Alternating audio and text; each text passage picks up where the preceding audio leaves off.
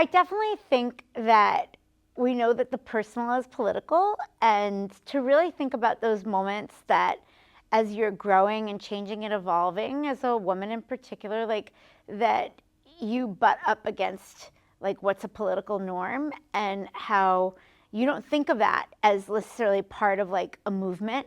You think of it as just sort of part of your life. And how would you talk to a friend about part of her life? And that to me is one of the ways in which, when we're thinking about how to talk to people about any issue in general, the more that we can make it a personal story, or a story in general about any woman that we really knew who was real. Like that is the biggest way to affect change. I think once people connect to those kind of like holistic narratives, they really, really think about them in a different way. It's how we shift perception. Oh my gosh, I think that sometimes as older Latinas, I can't believe I'm a vieja now, but like in general, as an older Latina, I think that we forget what younger Latinas don't know, and about how things were different for us.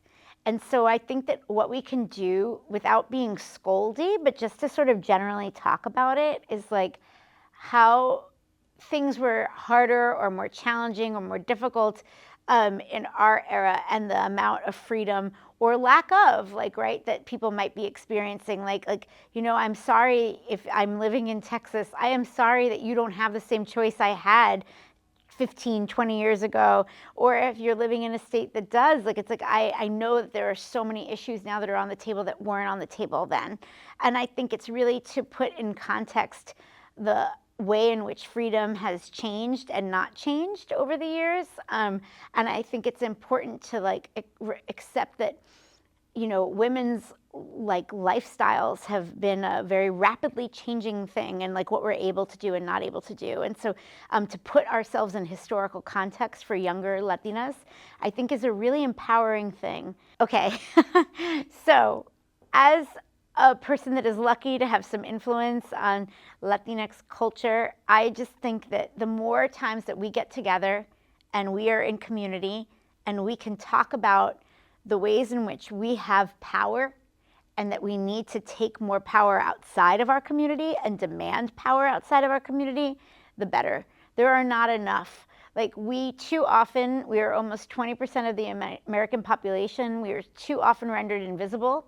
And I think it's only when, because so often we are one person in a room, we can forget how influential we are in mass. And these moments when we are together, it is so important to look around and be like, we are not one person in a room, we are many people in a room who sometimes are in rooms separated. And I just don't think that there are enough occasions like this to walk out, recharge us, and go out and like fight for the space that we need to take up. What I would say is that every narrative is the most powerful tool in the world.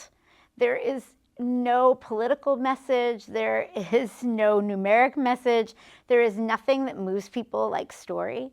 And if you have a story that happens to connect to a political issue, like if you felt small, made small by a political issue, if you felt unseen by a political issue, your personal narrative is a way in which you can shift perception.